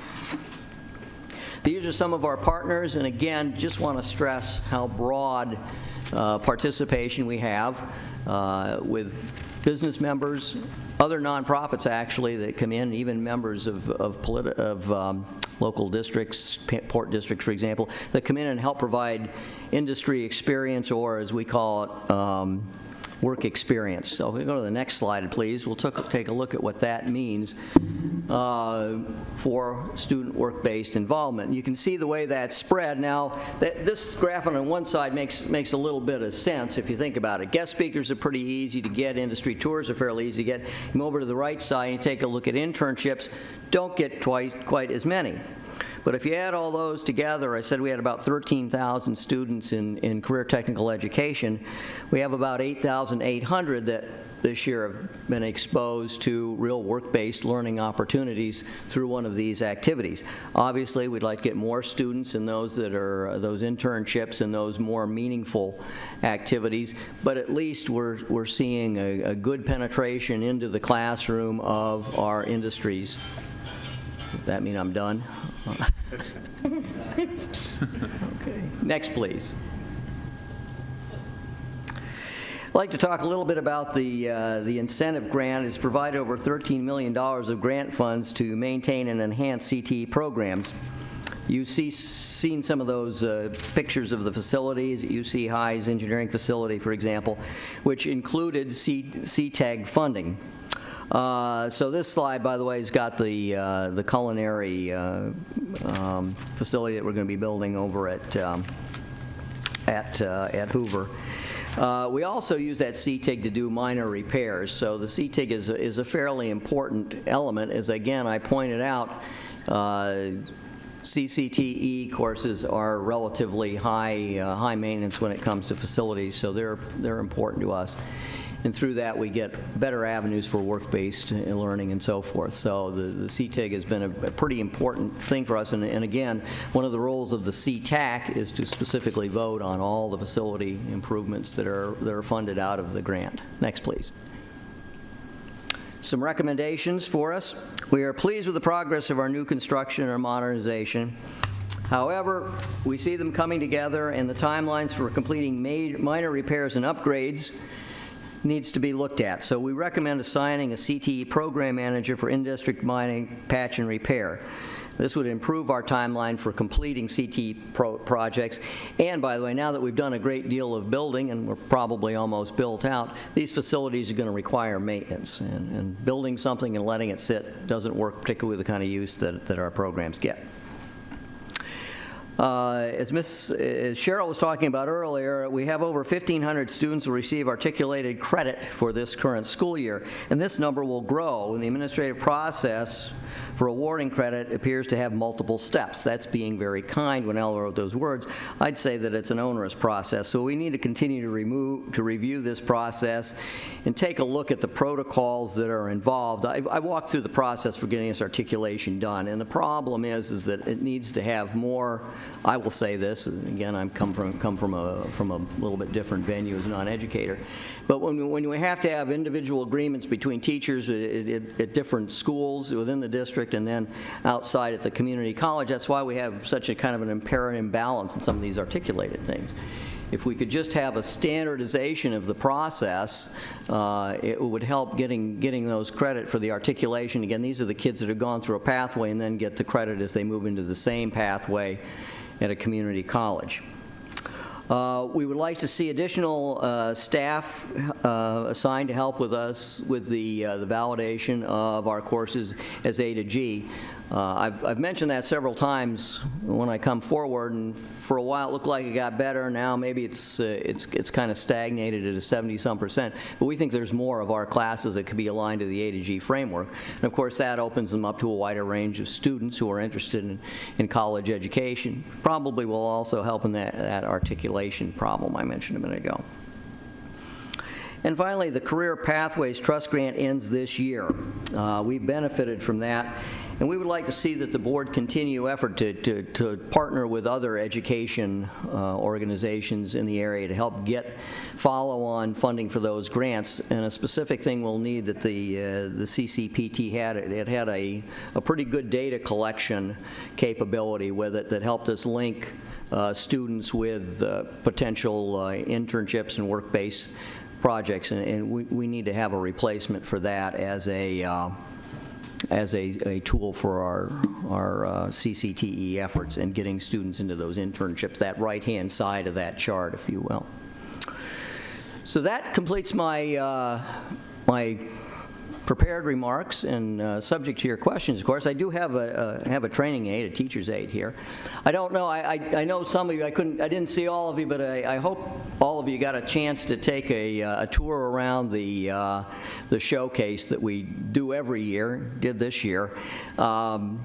It's kind of like they only come out once a year at night, but this is really the opportunity to see these kids. And you know, you walk in there and you are astounded. Well, first of all, you're not only astounded, you're also pigeonholed and buttonholed and dragged over to look at presentations. And the thing that you see, first of all, you see the great diversity and the real scope of the efforts. Again, it's not just culinary programs. It's kids doing statistical research on real-world problems here in San Diego. It's kids building virtual environments, those sort of things. That's the first thing that occurs to you. But the real thing that comes across to you is the self-confidence and the articulate ability of these kids to talk to people, because the first thing they ask anybody that they know is from business or not an educator is, will you take my resume and can you give me an internship? So we're teaching these kids right in our CCTE programs. The showcase is just an example to show that off, but believe me, it goes on every day in our classrooms. So thank you very much for the opportunity to come and talk with you. I obviously am very excited to be part of our career college technical education efforts here in the district. And subject to your questions, I'm finished. Thank you, Terry. Board members, any questions or comments? Great job. Thank you very much for the report. I really appreciate it. And I really liked your graph showing how we're doing with internships, and I know that I think is a great opportunity, and look forward to seeing what we can do to try to improve that opportunity for students. Well, I take that on as a challenge as a member of the CTAC, and frankly, we can do better, and we'll have to. Credit for everything in the brief, by the way, and running the program goes to Chairman Al here. He's the guy who makes this thing go through the vicissitudes of staff assignments and so forth. But he's the guy that has the vision and has really made this program run. And I got my hats off to him. I'm just the volunteer that comes in and chairs the advisory meetings. So thank you all very much. Well, I just wanted to say something to you, Terry. You have been the lead on this for many years. It's been quite a commitment, and you've watched our district transform in a lot of ways and bring even more focus to this, but you've been steadfast in your commitment to our district, and your service is tremendous, and we really appreciate that. One thing I'll say, and you invited me to be part of your Parents Advisory Board, so I sit there with the members of the DAC and the ELAC and those sort of folks, and they represent all the different communities of parents within the district. And one thing I have to say is how popular CCTE programs are across the board. We do want to make sure that we're doing the right programs, but these programs are very popular, and there's one vignette I do want to share with you. We went out to, Morse has a terrific automotive program. In fact, I donated the car that I got smashed up in on the freeway. And that program, by the way, gives the certification, that the guys in the bays wear on their sleeve. Terrific internship program with Mossy. And when we toured around, they rebuilt the facility and added some automation to it. And we asked the kids, what's your complaint? What's not going well here? We thought we'd hear about bathrooms or something like that. And they said, we really object to it, and I don't mean to step on anybody's toes here who's a counselor or a school administrator, but they said, we really object to it. These were the kids in the pathway. We really object to it when the counselors just stick in any kid looking to fill a slot in our courses, because they just slow us down because they don't have the right attitude and they don't want to learn this stuff. So maybe you got kids saying that, geez, you must be doing something right. Thank you all. Terry, I just want, and both for you and Al, we had talked, I remember a couple of years ago about trying to do a little bit more focus on those areas that the Workforce Partnership had identified, as the growth industries. Seems like we're making some progress there. Is that? I think we are, again, not quite half, but almost half of our CCET students are in one of those three sectors that were identified by the Workforce Partnership. Great, thank you. I'm sorry. Yeah, I just got a question. What is the link that we have between maybe our internships and apprenticeships, our programs and building trades? Do we have a connection there? We've got a pretty good relationship with some of the trade associations, and they've actually come in and helped, as you saw, with the kids, the kids doing those activities.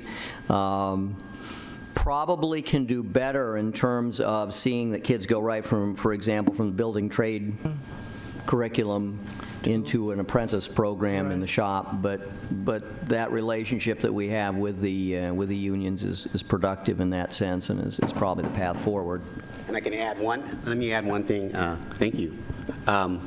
Trustee Barrera introduced me to the Carpenters Union Educational Outreach Coordinator, and through that relationship, we now at SABE will be utilizing their first-year apprenticeship curriculum, which when students complete that first-year curriculum, they will now be qualified to go into year 2 if they pursue a career in the trades, carpentry, building trades, residential side, or commercial side. So that was a great connection that took place maybe 5 weeks ago, and it's already bear fruit. So. Great to hear. Yeah. Good. Thanks again, Terry, very much for your service, and Al, thank you. All right. Okay, we'll move on to item G2. I move to approve. Got a motion. Do we have a second? Do we have a second? Second. Second? Yeah. And I think, Citizen, did you want to speak to this?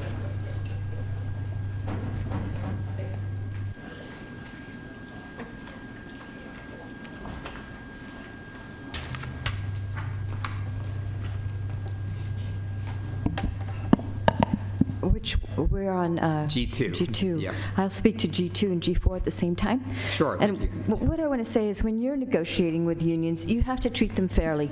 You can't tell them that there's money to give them the raise and then turn around a few months later and slash their hours and give them furlough days. You have to be fair with your employees. The government shouldn't take employees and then put them in a worse position than they were before they even found San Diego Unified. So when you're doing these negotiations, be fair, be honest, be transparent. That was lacking last year, and what this school district went through with layoff notices and people losing their jobs and what you did to them just wasn't right. I hope we're not going to see a repeat of that next year. Okay, we've got a motion and a second on item G2. Please vote. Can we get a motion on item G3? So moved. Do we have a second? Okay, please vote.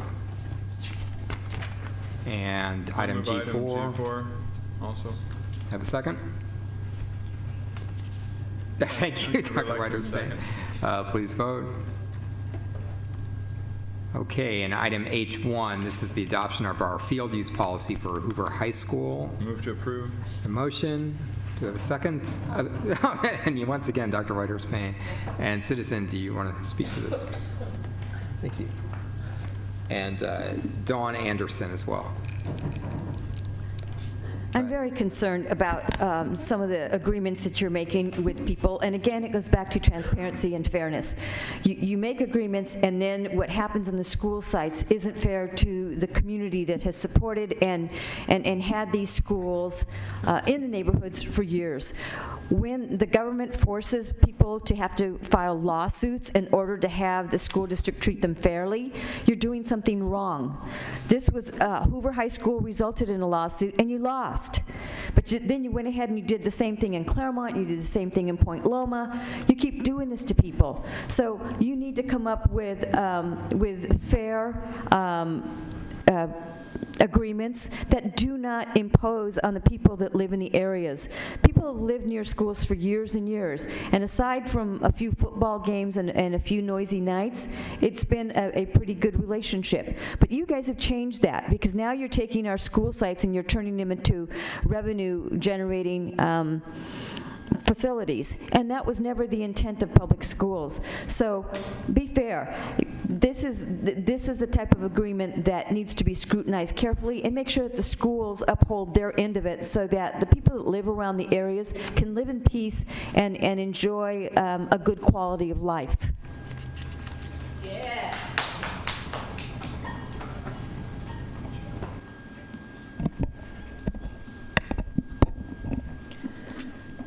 Hello, my name is Dawn Anderson, and I'm a parent of 2 children at Hoover High School, and I'm also a community member that lives near the school. It is stated in Section 3.0 of the Administrative Procedure 9229 that all high schools shall have a field use policy which applies to all field events. Today, you will be voting to hopefully approve the field use policy for Hoover High School. Developing the field use policy has truly been a collaborative effort between the school administrators, community residents, coaches, parents, students, and district representatives. We do ask that you pause for a moment and take one additional step to show that the district is serious about their schools being a good neighbor in their surrounding communities. The field use policy brought before you already states in the last paragraph, quote, Hoover administration will maintain the stadium event plan in consultation with the community. The Hoover Stadium event plan, which you have in front of you now, will be updated as necessary by the Hoover administration in consultation with school and community stakeholders at the aforementioned semi-annual meetings, end quote. The stadium event plan has some great content. It includes security, supervision, staff, event maintenance, parking, and emergency preparedness plans. As we discussed at the stakeholders meetings, we ask that you add a single sentence at the end of the field use policy to assure the community that the stadium event plan that was developed in 2013 and included in the original MND and also included in the follow-on EIR will not be forgotten on a shelf collecting dust, but instead be a living document with community engagement and to be followed for the execution of all future field events. That is why we ask that you add the following sentence to the end of the field use policy to ensure that the stadium event plan is followed. Quote, all field events will be conducted in accordance with Hoover's stadium event plan, end quote. Thank you. Thank you. I wonder, Ms. Donovan, if you could comment on Ms. Anderson's suggestion. Thank you, and thank you. We appreciate your support on this item. This was quite a bit of work to put together, and it was truly a collaborative effort. What Ms. Anderson is asking for is what is really already in our administrative procedures. You could add it if it makes you comfortable. There are other parts of our procedures that require that all field uses be in accordance with the school's field use policy. So adding this would perhaps make the community more comfortable, and it would be consistent with what we already have. Thank you. I'll move to amend my motion to include this sentence at the end. And you'll amend your second? Okay. Thank you. Any further discussion? I just want to thank all the staff and everybody that's been involved with this over the last 7 years. I remember the first time this came to the board, and I just think that I'm thrilled that finally this is coming to resolution. Because we need to be good neighbors and we need to work collaboratively with communities to make sure that we're minimizing the impacts. And I'll never forget that first discussion we had up here at the dais about it. I'm just glad that we're at the place where we are now today, finally. Okay, please vote. Thank you. And do we have any further non-agenda public speakers? Okay, thanks. Okay. It looks like Youth Tinley. Here? No? Okay, we are adjourned. Thank you. Ms. Ward's prediction was 7:02 p.m. and it's ended at 7:04 p.m.